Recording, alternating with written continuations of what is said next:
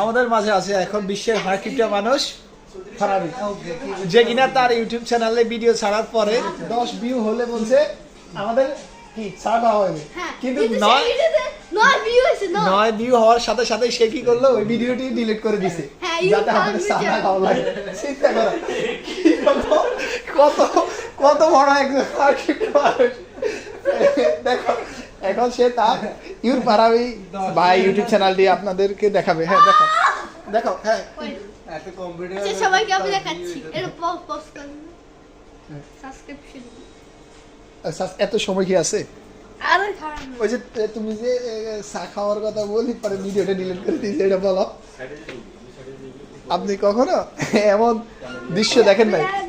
আমি আমি অফ করে দিতেছি। এই না ইউর আমাদের ওস্তাদ বলবে, ওস্তাদ ফারাবি সম্পর্কে বলেন। দেখে দিবেনই তো সবাই। এখন হ্যাঁ দেখো, এই হচ্ছে সবাই সাবস্ক্রাইব মারো, সাবস্ক্রাইব। এই হচ্ছে পৃথিবীর এভাবে চুড়ে শ্রেষ্ঠ কিপটা মানুষ, কিপটা ইউটিউবার। হ্যাঁ আচ্ছা আমি আমার আরো তো একটা চ্যানেল দেখাচ্ছি, ওয়েট। ও মারে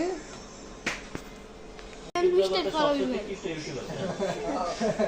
যে 10 ওকে আমি আরো একটা চি চি।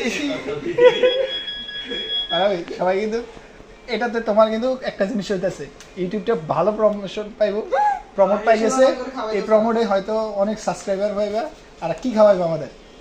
এবার অন্য ভিউ চ্যালেঞ্জ দেখেন, দাও। আমার আচ্ছা আরো একটা যদি তোমার ধরো 1 মিলিয়ন সাবস্ক্রাইবার হয়, 1 মিলিয়ন মিলিয়ন ভিউজ হয়, তো ওই ধরো 1 মিলিয়ন হওয়ার জন্য আর একজন লাগে।